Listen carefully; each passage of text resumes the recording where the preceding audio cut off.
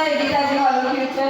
સહધર્મેન પુરધર્મેન, એટલે કે ધર્મનું કામ કરતા, ધર્મની ફરજ બજાવતા જો મૃત્યુ પણ આવી જાય ને તો એ પ્રેમનો માર્ગ છે, ઉન્નતિનો માર્ગ છે અને ધર્મનો માર્ગ છે.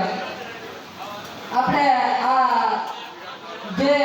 આ કર્યું સરસ્વતી વિદ્યાર્થી સન્માન સમારોહમાં જેના પ્રથમ 3 નંબર આવ્યા અને એમને